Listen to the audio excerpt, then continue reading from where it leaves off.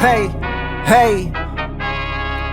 Really the only thing that gon' be normal is distribution. Normal folks gon' infuse some. Optimize your lineups and you feed the rest, you mute them. Turning it up, these numbers are loud. Peeping this game from a nimbus is wild. Making it rain. While I embrace all this risk, I'm insane. Talking about that best bill, I'm the best rest till into the next world. Guess I got next still.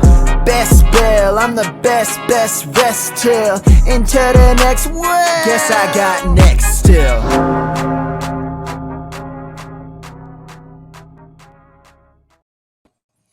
All right, we are into week number 13, and Jake Brandt with me today. The reality is Thursday night was the best Thursday night game I think we've had all season. The Dallas Cowboys against the Seattle Seahawks finally had the DK Metcalf spike game. Jake, how are we feeling coming out of that Thursday game? I have a team with CeeDee Lamb, DK Metcalf, and Jake Ferguson, so I'm feeling pretty good after that performance on Thursday night. Funny what happens when they get a full week of rest and not just 4 days off before the games. Hopefully we see more of that, more teams coming out of the bye on Thursday night, so that way they're fully rested and ready to go. Yeah, it was exciting. You get some CD love, you get some DK love. DK finally having his big game. Man, we've been missing that all season. He'd been pretty much a high floor option, but not much of a ceiling to speak of until this game where he rattled off a 70-plus yard touchdown. So this is big. Many of your teams are off to the races. If you are facing Geno Smith, though, you're in a lot of trouble because Geno had his best game of the season, getting the ball to Lockett. But I think the biggest and most important headline to take away from the Thursday games was the JSN uprising. 11 targets in this game, at least 3 red zone targets from my count. Could have had even more fantasy points. Like, was this the pivotal game for Jackson Smith and Jigba to say now we can have confidence putting him in our fantasy lineups? I think so. If you look at the last 3 weeks, he's out targeting Tyler Lockett too. So he's almost all but taken over that wide receiver 2 role in Seattle. And now schedule gets a little bit easier for them as well, obviously after the next week when they play the 49ers. But other than that, it's going to be the JSN DK Metcalf show. And I think he opens up the field a little bit better than Tyler Lockett does for DK Metcalf as well. So I think both of them are viable starting options moving forward. Thank goodness. We've been waiting all season for Jackson Smith and Jigba to be fantasy relevant for our teams. But before we get into answering your questions, I do want to say I just updated rankings. Make sure you guys go to bestballfantasy.com, go to and then click on rankings, go down to weekly rankings, and it's right there. You're able to toggle through half point, full point, standard. I have IDP rankings even. I need to update those. I didn't get to update those yet, but those will be updated either later tonight or tomorrow. I've got tight ends, super flex, quarterbacks, all those rankings available on bestballfantasy.com/weekly rankings. Weekly dash rankings. So make sure you're going there, checking that out. If you have more start sits that happen after this video and you're not able to get your questions answered, this is what it's all about, getting the best fantasy advice that you can get in the industry. Jake Brandt here with me tonight, also going to help me answer some questions. So make sure you guys are throwing them in the chat. We are here to answer them, bring you the goodness for week number 13. Because, Jake, we need answers. Many of our teams are so close. They're on the precipice of fantasy goodness, of making the playoffs. And so these are the most pivotal weeks as we get into the playoffs because anything can happen there. If you can make it to the playoffs, chaos can rain down. We're here for the wins, here to bring you the best advice in the industry. Yeah, absolutely. Now it's crunch time. Time to get in, time to win, and all it takes is a chip in a chair, and you got a shot. Let's do it. We are here. We're going to start with Gerald Alvarado.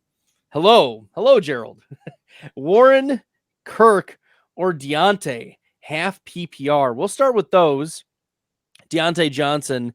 The underlying story, not just about Deontay, but the rest of the Steelers offense is that they had over 400 yards of offense for the first time since Matt Canada took over. This is a big deal. Now that Matt Canada is fired, he's out. We saw last game, where is it? wide receiver 47 for Deontay Johnson, which is better than what we had seen in previous weeks, wide receiver 79 and 76. So Deontay Johnson, half PPR, Kirk or Warren. I think we only have to select one. What are you thinking here, Jake? Yeah, I'm personally leaning Warren. I think that Cardinals defense can be beat on the ground. And I think as we move forward, like you said, finally, Matt Canada's gone out of there in Pittsburgh. So we saw an offensive explosion for them last week. So I think that they keep it rolling. I think Warren's a play. I think he is going to get more touches. And he got hurt. He fumbled early in the game last week, gave a lot of his touches over to Najee Harris, but I think he has pretty good ball control. So I think he avoids doing that, takes over a lot of the touches this week, finds his way into the end zone. Jaylen Warren is consensus running back 18 this week on Fantasy Pros. I have him at running back 14. I'm 4 spots ahead of the consensus. The biggest reason for me is the matchup. The Pittsburgh Steelers are getting the Arizona Cardinals, which are an overall sieve when it comes to fantasy goodness. And Jaylen Warren plus Deontay Johnson, I think these are both positive plays.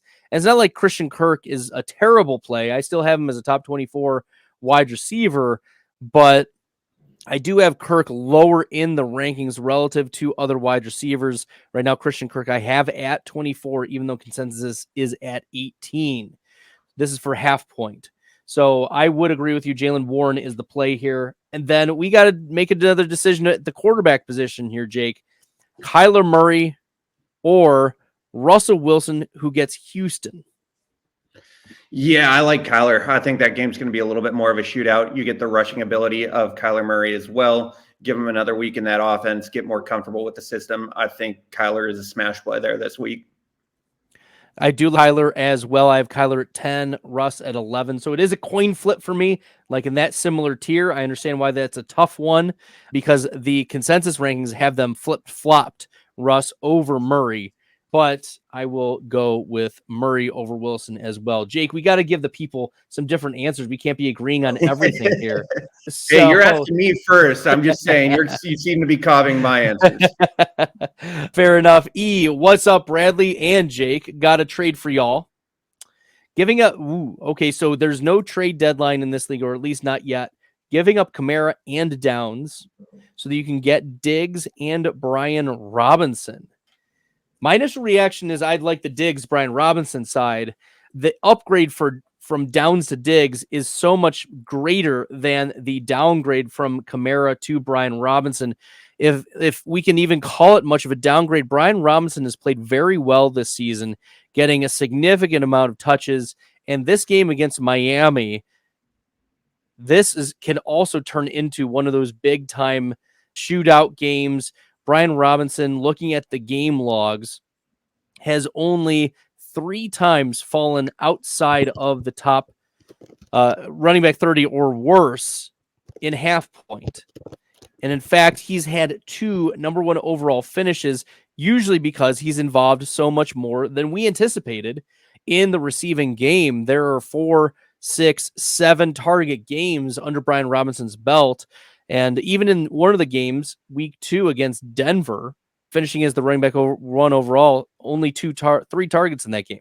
So we like Brian Robinson, and I like Diggs even more. This is a buy low scenario for Stephon Diggs, who can consistently be a top 5 wide receiver. What do you think, Jake? Absolutely. You look at how the Buffalo offense is successful. It's getting the ball to Diggs and getting the ball to Kincaid. So I think we see coming out of the bye week a little bit more of an effort to get the ball to Diggs, who's averaging nearly double-digit targets a game. And like you said with Brian Robinson, the Commanders are ranked 4th in the league in rushing yards per attempt. So you're not losing much in terms of the value between Kamara and Robinson as compared to Downs versus Diggs, where I think Diggs will definitely be the better play moving forward. All right. And those who are just tuning in, throw your questions into the chat. Jake and I are here to answer them. Make sure you're smashing that subscribe button if you're new and you like the content. We are here to bring you some quality stuff and get you the answers that you need for your playoff berth. Rafael Rivera We have to start 2, and this is a half PPR league. Looks like Ooh. a lot of tough starts, and this might be the problem that some of us are having. Like Raphael, we've got to start or make decisions on players who have lots of question marks next to their team or their name, or maybe they're dealing with some injuries, or they've been out for a little bit, like Achane. In most scenarios, I would be starting Devon Achane, but this is also a scenario where maybe I'm not. And I'm looking immediately at Isaiah Pacheco. We're going to start Pacheco out of these. He's definitely going to be one of those that we're putting into our lineups. Jerick McKinnon is out for this game. Clyde Edwards-Helaire really hasn't seen the field much. He's outside of my top 40 of running backs for this week. It's the Isaiah Pacheco show. He is a dynamic. He's a lightning rod. So he's definitely going to be one. Jake, I'll give you an opportunity, and then we maybe can fight over that last one, unless you agree on Pacheco. I agree on Pacheco. I was thinking the same exact thing now that McKinnon is out. And like you said, with CEH not really showing anything, he got 3 carries last week, had about 5 yards. So not really a whole lot to compete with there. The other one, I think it comes down to whether you're looking more for a safe floor or you're looking more for a higher ceiling. If you're looking for a higher ceiling, I like the Puka play. I think that with Kupp a little bit banged up, Brees is also banged up. Achane's coming off an injury where he injured the same knee after being on IR. So if you're looking for a high ceiling, I think Puka has a chance to give it to you. If you're looking for a safe floor, I think Monty's a better play. Yeah, I have Montgomery at 25th overall for flex rankings this week. Brees is at 33. Puka is at 39. Kupp is at in the 50s. He's at 51. And Achane is at 43. So Monty is my pick as well. He was questionable earlier this week, but got a clear bill of health. So Pacheco and Monty, given the touchdown equity, given the offenses that they're tied to. And I'm not as afraid of Jahmyr Gibbs is going to get his for sure. Montgomery is also a trusted back. And this is going to be an intriguing matchup between Detroit at New Orleans, where you think the Saints, who are usually pretty tough against the front, usually tough against running backs. This is a New Orleans team that I think is going to be hurting for offense. Chris Olave has not been cleared to play yet. He's not been cleared of concussion protocol yet. Rashid Shaheed is out. Michael Thomas is out. You could see New Orleans leaning pretty heavily on the Taysom Hills of the world. And so if Keith that's Kirkwood, how baby. Lynn Bowden spin the roulette wheel of New Orleans Saints wide receivers. We'll see if Kirkwood makes any difference. Maybe Juwan Johnson. This is going to be his. Maybe we'll have Juwan Johnson, Taysom Hill, highly ranked among tight ends. I think in a game where there's going to be a lot of running, the Lions are also going to be running the ball a lot on the road. David Montgomery, I agree with you, is my next pick. Okay. Cool. Lex, plant some trees. Hope y'all are doing well. Would y'all do Christian Watson or Deontay Johnson this week? Full PPR. I personally lean Deontay Johnson. Chiefs are very, very good against the pass. Obviously, last week wasn't their greatest week, but playing against, completely drawing a blank here. Who did the Chiefs play last week? Or am I going crazy? The Raiders. Devontae Adams did have a pretty big game, but I think the Cardinals give up a lot of yards through the air. I think Deontay is going to get peppered with targets. They're making it a priority to get him and George Pickens the ball. I personally go Deontay Johnson this week. Yeah, they are a tough defense. And the week before the Raiders, A.J. Brown was limited to what? 2 fantasy points. Like it was pretty ugly. 1 catch for 11 yards or something like that. Absolutely gross. Christian Watson, who had his best game of the season last week against the Detroit Lions, he's someone that we still, I've said it on a few podcasts before. We need to see Christian Watson 2 games in a row before we can confidently put him back in the lineups. He's gotten 1, but we need a second one before we can confidently put him in the lineups. And Deontay Johnson, on the other hand, that's how my rankings shake out. I have Johnson at wide receiver 21 this week and Christian Watson at 36. So I think there is a sizable difference between those two, given the targets that Deontay Johnson is going to command. the offensive shifts that we've seen from the Pittsburgh Steelers. And you mentioned the defensive matchups. Pittsburgh gets Arizona. Green Bay gets Kansas City. Now, if Green Bay is going to beat Kansas City, it's probably going to be with Christian Watson having a couple deep plays, having a couple big plays. Aaron Jones is out for this game for the Packers. So the next best offensive play, and Luke Musgrave, we anticipate, is not going to be available due to the IR. So it's Christian Watson or bust. The Jaden Reed has played well, sure. Romeo Doubs has played well, sure. But if the Packers want to beat the Chiefs, it's going to have to be on the back of Christian Watson. And we're not confident that's going to happen. Yeah, it's one of those things. It's either going to be Jaden Reed or it's going to be Christian Watson. I don't know if I have enough faith in either of those two to get it done against the Chiefs. All right, let's plant some trees. Drop one out of Khalil Herbert, Roshan, or Eli Mitchell. I don't have CMC. These are all stashes. I lean Elijah Mitchell. We've seen what Shanahan likes to do when CMC is out, and that's get Debo more involved in the run game. So it still limits the opportunities for Mitchell. Roshan, Khalil Herbert, still a little bit of a split there. Both can be fantasy viable. I think Elijah Mitchell's the odd one out. Oh, it's going to be so hard to drop Elijah Mitchell. Oh, my gosh. See, Jake, he's been my boy for 2 years. Like, even I love Elijah Mitchell. Don't get me wrong. In the pre-draft process, Billy Muzio and I were asked by one of the scouts that we were interviewing, like, who are your deep cuts? And I said, Elijah Mitchell's my guy. And he turns out to be okay. He had a few games his rookie year that he played very well with. And then he's had his ups and downs this year. There were moments where Jordan Mason was playing ahead of him. But I think those days are in the rearview mirror. And Elijah Mitchell is clearly the running back 2 now. He was not before. It's going to be hard for me to let him go, given just the tantalizing opportunity that he could get if Christian McCaffrey misses. I feel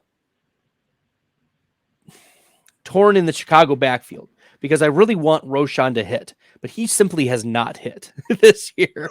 And Khalil Herbert he's been really efficient with his work. His yards after contact per attempt, the PFF rush grade, they've all been there for Khalil Herbert, even though he's dealt with injury. I was hoping Roshan would have his breakout. And since we haven't seen it, unfortunately, I think he's the odd man out. I'd rather take my shot on a Khalil Herbert type. Yeah, you look at it, he had 15 touches last game. He had 75 yards. All pretty good. It's trending in a positive direction for him. If I got the fantasy points I could maybe get, then yeah, I'd keep Elijah Mitchell on my team. But unfortunately, fantasy doesn't work like that. To me, it's Elijah Mitchell. All right, we'll keep her moving. Let's plant some trees back in the chat. Deontay or Warren this week. I think we've hit on this one. We'd prefer Warren over Deontay Johnson, given the projected volume, how gashing Arizona is against the run. Anything you want to add there, Jake? No, completely agree. It's a Warren week for me. Let's go. Okay, E is back on the Diggs train. Are we going to flex Debo Samuel? Because I assume that he made that Diggs trade. Are we going to flex Debo? Or are we going to flex Monty? I have Debo Samuel as my wide receiver. Oh, let me change to half PPR. I have Debo Samuel as my wide receiver 12 this week against Philly. This is one of those games where, yes, it's a Brandon Ayuk week. I have Ayuk ranked higher, but both of these players are the wide receivers, and we look at what Philly has given up so far in terms of fantasy points allowed to both quarterbacks and wide receivers, and it's near the top of the league. They are giving up fantasy points, and they're getting into more shootouts, which is what we thought would happen this year. This is exactly the formula for what in the offseason we were thinking, oh, Philly is going to not have as positive of game scripts. They're not going to be running the ball as much. It's going to be the wide receivers, Brandon Ayuk and Debo Samuel against Philly. So even though we like the floor for Monty, I think it's Debo Samuel in the flex. Yeah, I agree. I think Shanahan's going to want to get revenge for last year and what happened in the NFC Championship game. I think it's going to be a very, very creative play sheet for the 49ers this year. And who do they love to give the ball to with all their creativity? Deebo Samuel. So I got him ranked in the top 10 this week. I think he's a smash play. Love it. KJ Frederick. I'm going to start one, Chuba or Devin Singletary. Remember, Chuba Hubbard had this big game last week. It was a lot of fun if you decided, you know what, we're going to take a shot on Chuba Hubbard. But this week, Chuba Hubbard gets the Tampa Bay Buccaneers, just a little more difficult than your average Tennessee Titans defense. And so this will be the first time that Chuba faces off against Tampa, but Tampa, they've got Vita Vea, they've got the front seven that's usually pretty tough against running backs. Frank Reich is fired, so we're still interested, and the offensive coordinator, we're interested in seeing what this Carolina Panthers offense will look like without Frank Reich and the rest of that offensive team. So, like Josh McCown is gone, Deuce Staley is gone. You've got some coaches who we thought would be good mentors for this Carolina team, and it's just not turned out that way. But Chuba coming off his second best game of the season, running back 11, 14 for 45, but he had 5 receptions for 47 yards. He had the touchdown. Is it Chuba or Singletary for you this week, Jake?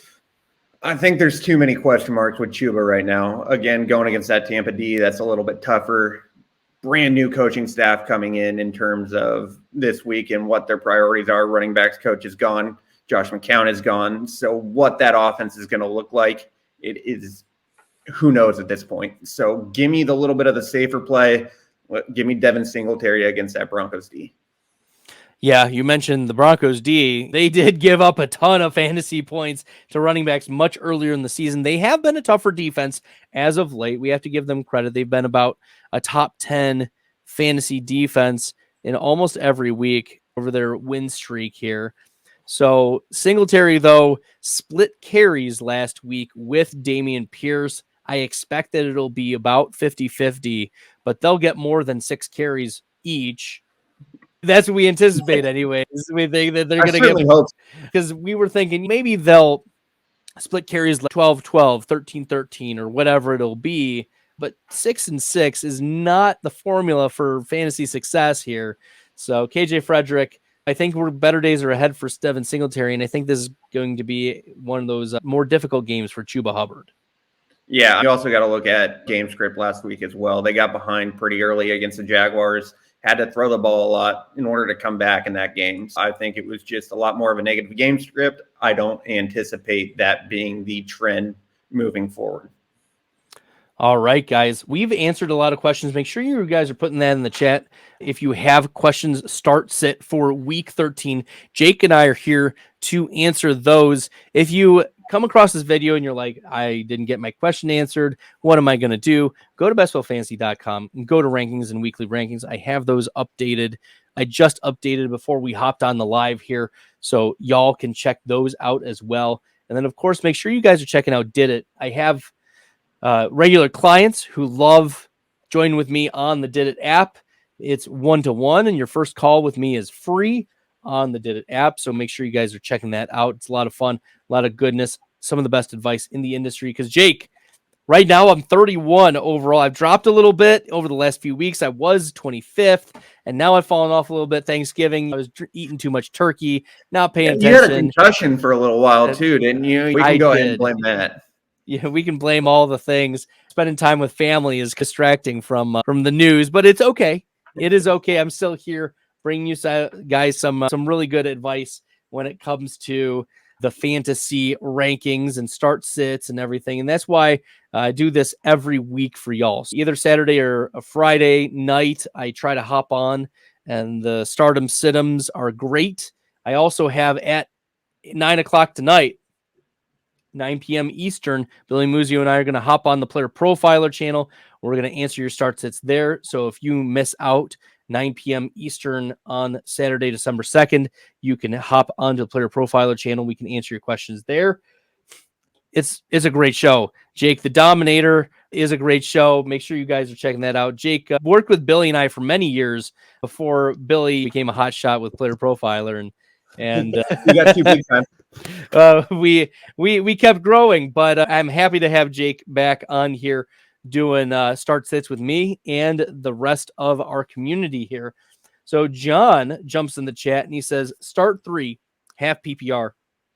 Joe Mixon. Ooh, whenever you have to start 3, it's like, okay, so here's 5 of them. It's more like sit 2, right? So if we can disqualify some people, that would be really helpful. So we can either start 3 or sit 2, half PPR. We've got Joe Mixon, Nico Collins, Josh Downs, Devin Singletary, Cortland Sutton. For me, one of the sits is Joe Mixon. I understand that the Bengals are going through some sort of thing now that they are without Joe Burrow. But let's look at what Joe Mixon did last week. 8 carries, 16 yards. Goodness gracious. I know he had 2 receptions for 44 yards, but you cannot get any fantasy goodness when you're getting 8 carries. Yeah. And now they're facing a Jags defense that just limited Dameon Pierce and Devin Singletary to a combined 12 carries. Like, so this is not a formula for success against a Jaguars team that you're going to have to be playing catch up with. This is more of a T. Higgins, Jamar Chase type of game for Browning, which is why I moved Browning up just a couple spots in my rankings. Like he's not like a top 12 this week, but he's not the worst fantasy quarterback option for us. Joe Mixon, on the other hand, it can be in a lot of trouble this week. It was his worst game of the season, and I don't anticipate that week number 13 is going to be much better.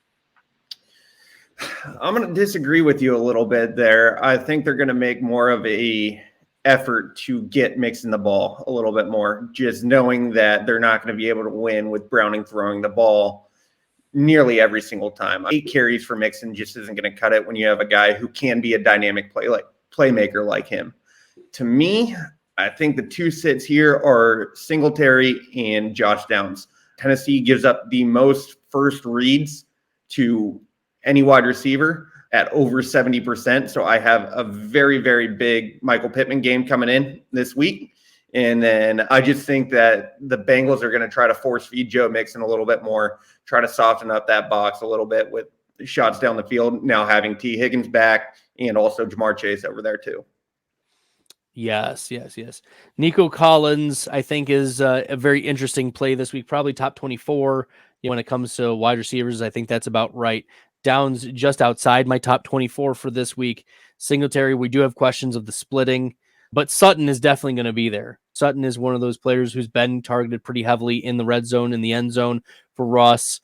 And so we're excited to see what Denver can do this week. So I like Cortland Sutton this week. You're probably gonna start him just like you've been starting him all season. He's been getting the touchdowns this year, unlike last year where I was like, oh, he can get more than 4.5 touchdowns. That was one of my favorite overs. Did the Broncos offense last year even score 4 touchdowns? I'm not 100% sure. Goodness gracious, that was disastrous. My gosh. Yeah, it was so bad last year. I can't believe that it was that bad. Nevertheless. Yeah. And Hackett proved that he will never be a head coach in the NFL again. Yeah, especially given how the New York Jets are handling this quarterback situation. Like, definitely some of it is on Saleh. There's no way Saleh is blameless in this scenario, but the stubbornness to stick with Zach Wilson for so long and then to say, you know what, the best option for us is to Tim Boyle it. You got to be kidding me. You got to be how kidding many me. weeks was a guy like Carson Wentz available, or Matt Ryan, or even Colin Kaepernick was available? He's still available. Someone has to be better than Boyle or Wilson, and it's certainly not in that locker room. It is most certainly not, and I think the Jets were too proud. Yeah, I think there was a lot of pride, and pride and delusion is the formula for the Jets' downfall this year. Yes. Okay, John continues on. Quarterback questions now that we've been laying it on pretty thick with the bashing of the Jets. Sorry, Jets fans, like your coaches are making mistakes. We're just calling them out on it. Gardner Minshew or Derek Carr, who may or may not be with Chris Olave. Does Chris Olave's appearance in this game move the needle for you, Jake? It does not, but as long as you're playing anybody other than Tim Boyle, you should be okay. No, I like Gardner Minshew a lot this week. I'm starting him in quite a few leagues just because I think the way to beat that Tennessee defense is through the air. So I think Gardner Minshew has a pretty big game to go along with Michael Pittman having a big game as well. Right now, I do have Carr ahead of Minshew if Olave plays, but they are back-to-back in my rankings. Carr at 14, Minshew at 15. So I'll make that move once we get clarity on Chris Olave, because I do think that it is in that coin flip scenario a difference maker if your first read is Chris Olave versus Juwan Johnson. Like Alvin Kamara is still there. He's going to be the first read no matter what with check down Carr behind under center. Kamara is going to have like 15 targets, let's be honest, tomorrow, no matter what. But yeah, maybe I'm too low on Kamara. I'm too low on Kamara.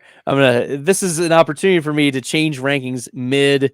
Oh, I already have Kamara at running back 3. I can't really get him much higher. Not really much more room to grow. Yeah, no, I've McCaffrey at 1, ETN at 2, and Kamara at 3.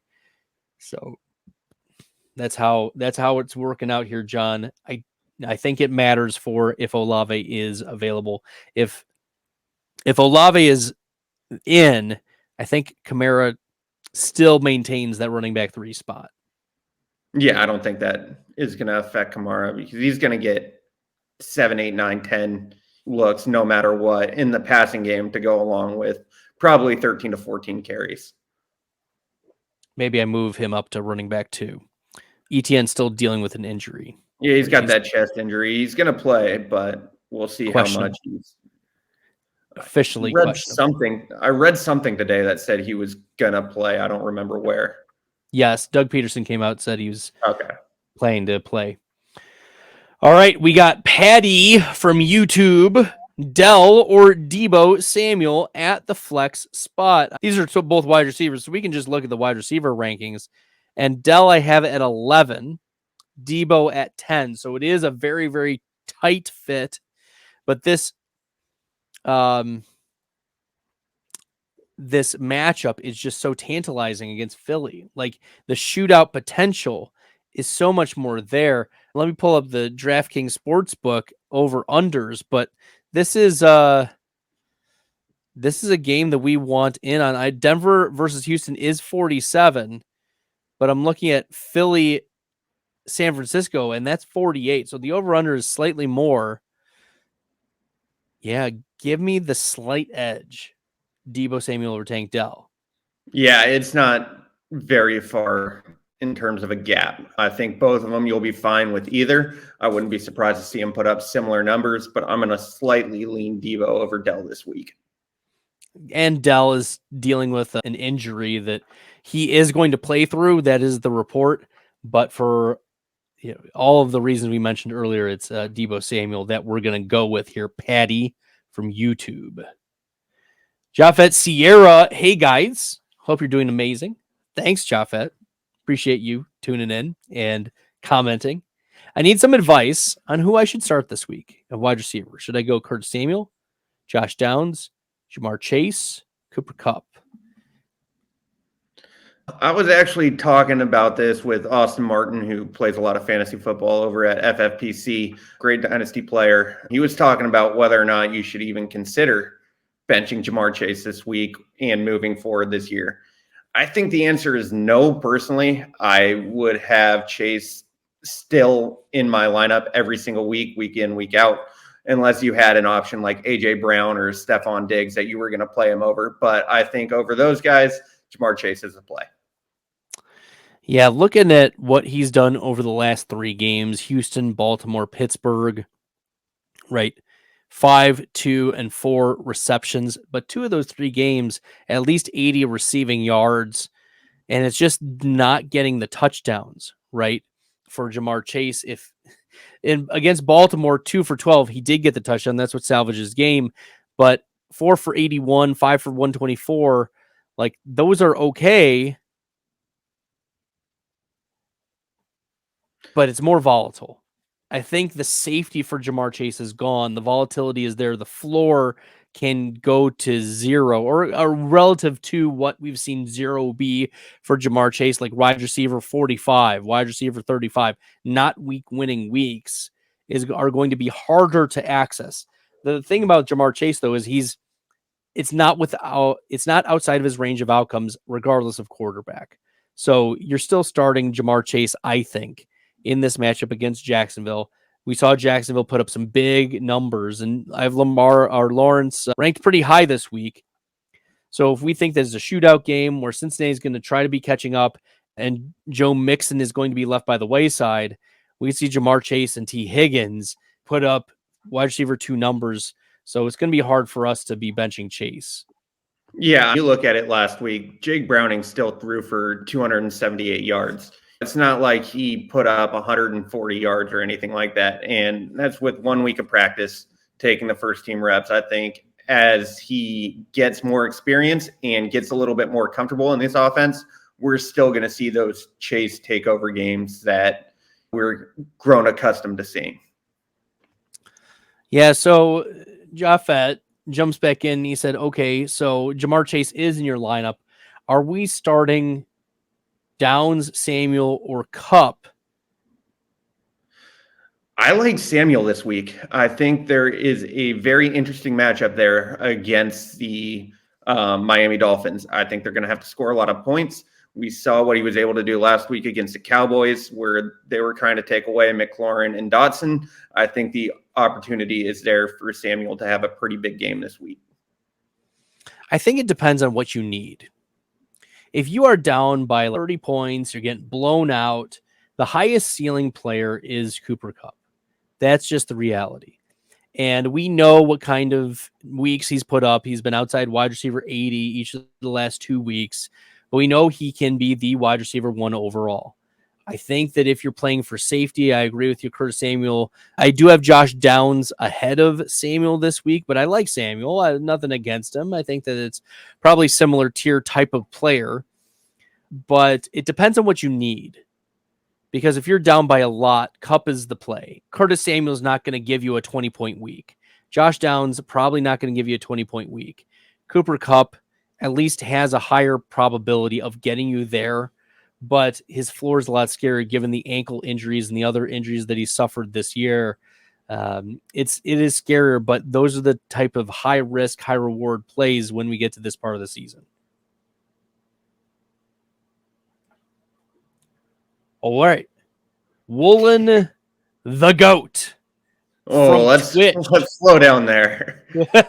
Woolen the GOAT from He didn't Twitch. look like the GOAT last or Thursday night, that's for damn sure. Oh man. Oh man, he comes off of Twitch. Appreciate you tuning in, Woolen the GOAT.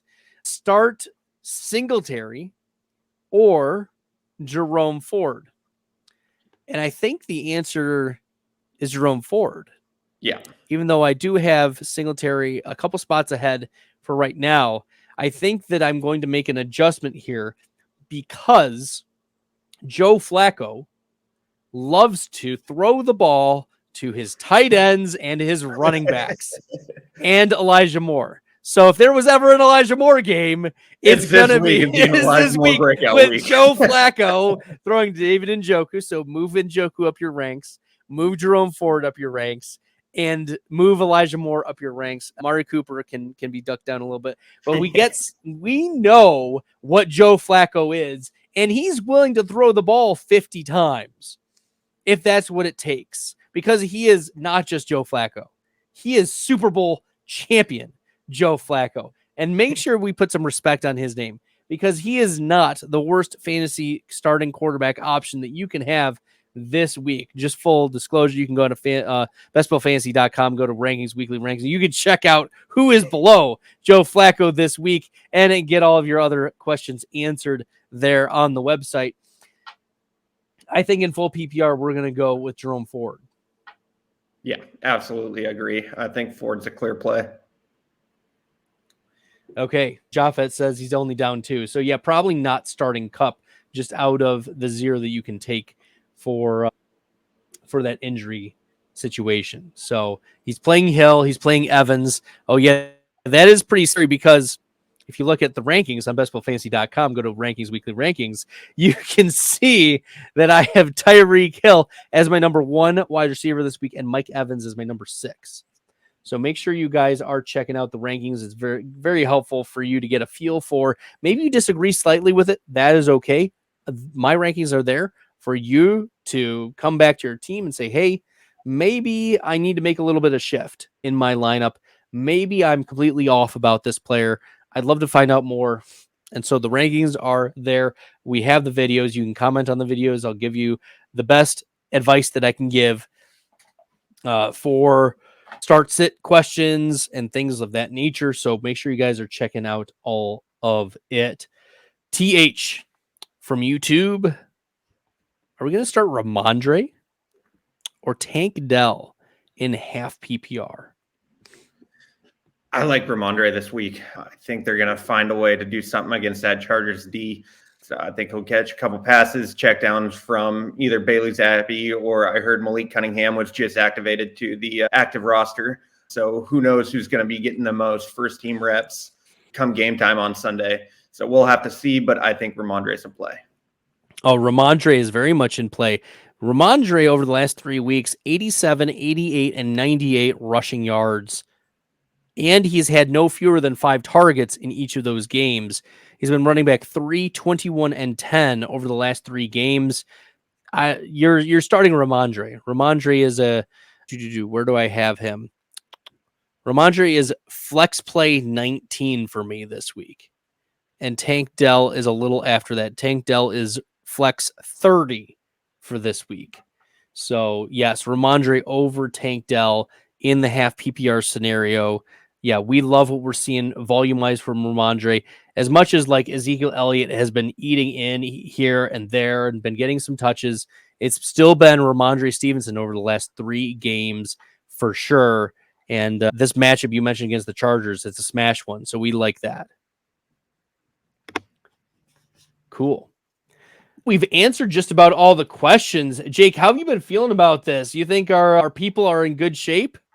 I certainly hope so. I don't like to be called a liar, so it's up to the players now to go out there and just prove me right. So any NFL players, if you're listening right now, feel free to, if I told you to be benched to a couple people, feel free to just go out there, lay a dud. And if I told them to play you, then go out there and ball out. Yeah, Woolen the GOAT from Twitch. If this is really Tariq Woolen, shout out to you.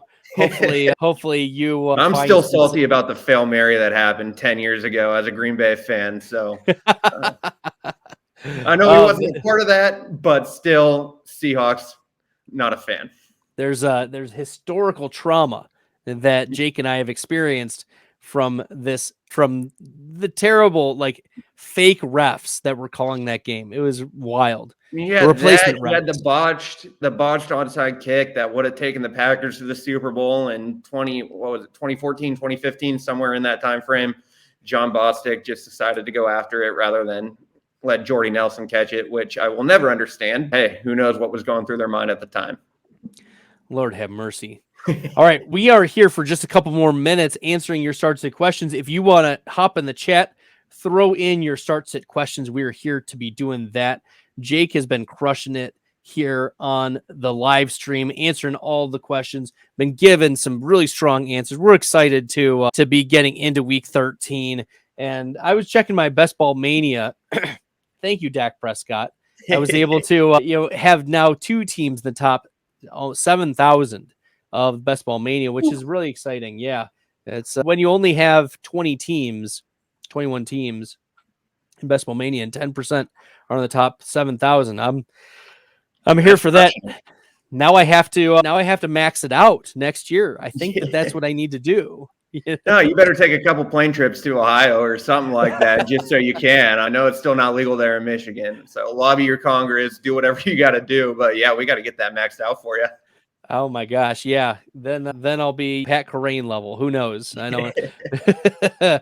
We'll see. Shout out to Corain. Oscar from YouTube, full PPR. We got to make a flex decision.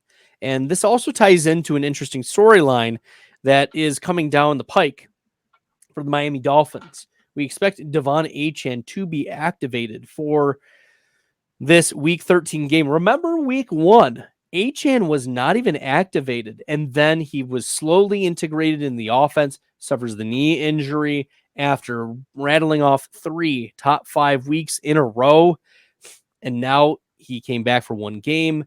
He left early, sat out another game, and now Achane is back. So how much confidence do we have in starting Devon Achane? I think I'm still going to go with Mostert over these other 2, given what Mostert has done, even with Achane in the backfield. Yeah, I agree. I think Mostert's the play here. I think he's going to get a lot more of the goal line work. I think they're going to slowly work Achane back in now, especially because Jeff Wilson's back too. So it's not like they need Achane to come in and take over for Mostert when he gets tired or they want to change a pace, that sort of thing. They have Jeff Wilson there who can come in and do that. So I expect Achane's volume to be down just a little bit this week. So looking at this matchup, it's Mostert for me.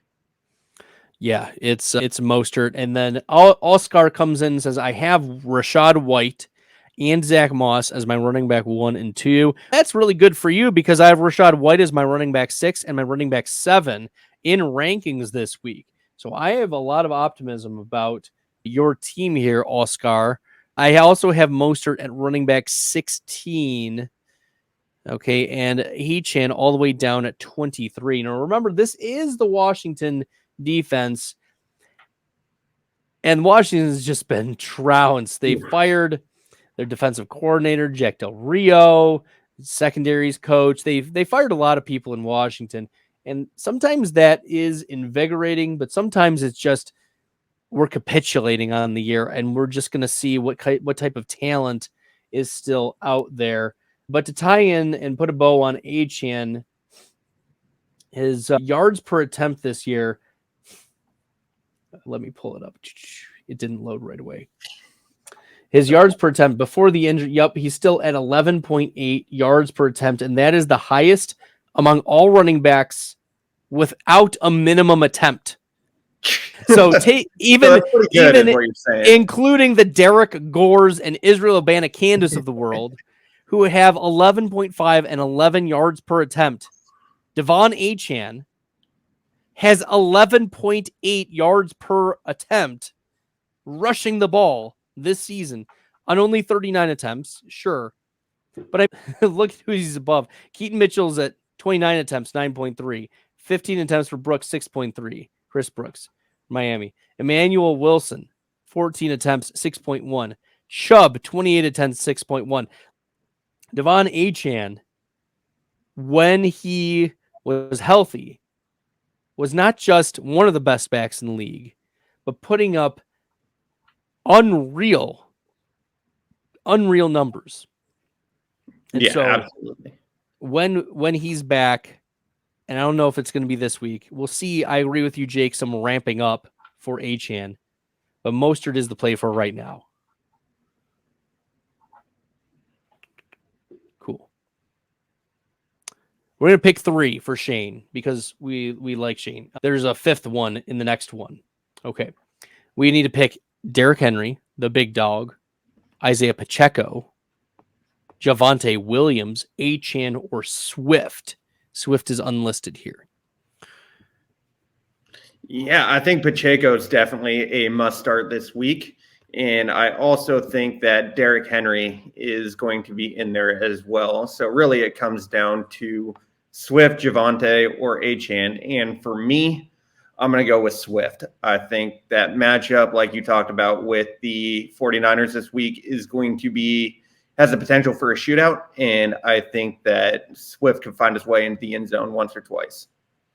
And the offensive line for Philly is healthy now. Yeah. That's been a significant buoy for DeAndre Swift in games where Swift has the healthy offensive line. His yards above expectation are all positive. In the games where he has an unhealthy offensive line, they're all negative. And so you definitely see a different DeAndre Swift, even though outside of week 1, Swift has not fallen outside of the top 27 of running backs in any game. So he is a high floor play with, we've seen the running back 2 overall in a week ceiling. Now, San Francisco is a tough defense against the running back. Even looking at his last quote unquote tough running back matchup game, DeAndre Swift against the Jets, 10 for 18 on the ground, but that was his 10 target, 8 reception game for 40 yards and the touchdown finish as the running back, 13.5 PPR. I like DeAndre Swift this week. I think we move him ahead of Raheem Mostert. I think we move him ahead of you should be starting Swift over Zach Charbonnet already, over Jalen Warren, over Najee Harris. But I do like Isaiah Pacheco a lot this week, and I have Pacheco at 8. So I'm going to go with Pacheco if I'm picking from those 5. If I only and one more but thing 3 too is the pass catching ability. Niners give up a lot of receptions to running back, which is another thing that I think they'll find a way to use DeAndre Swift in that pass catching role a lot this week too. Yes. And you're starting Derrick Henry too. So I think Swift, Henry, and Pacheco are the picks here. Very, very good. All right. We got a couple more minutes, and then Jake and I are going to sign off. So throw in your questions. This is your last call, and then we're going to be calling it for the night. Jake, you've been crushing it so far. Make sure you guys are following Jake on Twitter at JakeBrant16 on Twitter. Anything else you want to shout out here, Jake? No, not at the moment. Just check out Best Bell, their website, their rankings. They always crush it over there. Look for some more content coming from me. Getting on there soon. We'll get that rolling and get that going. Awesome. Yeah, we're excited to be getting Jake some more content work here. This is good stuff. And yeah, we've got a whole host of different questions. So make sure you guys are checking out the website. If you like the content and found this helpful, smash the red subscribe button. You can also find me on the Did It app. Let me throw up the nice little blurb here. Yeah, so chat with me as well, one-on-one. Use the app. It's really easy. It's just like FaceTiming your friends. People FaceTime all the time. Jake, did you know that one of the favorite things my middle schoolers and high schoolers like to do, they like to FaceTime in the middle of lunch. They just FaceTime their friends. They FaceTime their family. Like they just FaceTime whoever. And it's really funny. At first I was like, this is so weird. This is bizarre. Why are you doing this? And then they were like, well, it's just what we do. And it's fun. It's fine. Whatever. And I'm like, as long as it's not like during school, like, just don't talk to them in person. What are we doing here? I feel old because FaceTime wasn't even around when I was in high school, so I didn't have that option. Nor do I have an iPhone, so probably wouldn't have even done it anyway. But make sure you guys are checking out the Did It app because it's just like FaceTiming your friends. Only your first call with me is free, and it just charges by the minute afterwards, and it's a lot of fun. It's good. I have regular clients who check me out weekly, but also if it's a one-time thing, you're like, Bradley, I just need a one-time. Great. So you can find that link. You can go to the App Store, just search Did It, DIDIT, and it's been good. As I said, I have regular clients who are very happy. I think I have a 4.83 rating right now, but that's because one person rated me a 0 after the call dropped after 25 seconds. I was like, why'd you give me a 0? Aside from that, I've gotten 5.0s on almost 40 of the calls that I've done so far. And so try to give you the best advice in the industry. Make sure you guys are checking out the rankings at bestbellfantasy.com. I update those multiple times a week. So check it out there. Jake, I think that we've satisfied our viewers. I don't see any other questions in the chat, so I think we're all set for the night. This is exciting. After this week, we got one more week until the playoffs, Jake. How are you feeling about that? It's crunch time, man. It's time to just keep going and keep on grinding. Let's pound out a couple wins and find a way to sneak into the playoffs. Because when the playoffs come, anything can happen. Chip in a chair. That's all it takes. All right, one last question from Oscar. Shout out to you. He wants to know Ayuk or Nico Collins for the wide receiver 2. I have Ayuk at wide receiver 9 this week and Nico Collins at wide receiver 15. And while we do like Collins, I think Ayuk is the play against this Philly secondary. Yep, 100% agree. Look what Diggs did last week in the downpour, heavy rain. he still had a pretty big game. Just they give up a lot of receptions to wide receivers. Big IU game this week, big Deebo Samuel game. I'm just playing anybody on the Niners or Eagles at this point. We want pieces of this game for sure. So in your 32 team leagues, maybe Julio Jones. Yeah. Get a little Kenny Gainwell action going on in there. Olamide Zacchaeus, right? Yeah. Hell, why not Boston Scott? Let's go. You heard it here. Boston Scott touchdown from Jake Brandt. All right, guys, it's been a lot of fun. Make sure if you like the content, you found this helpful, smash the subscribe button. Until next time, good luck with week 13 and your starting lineups.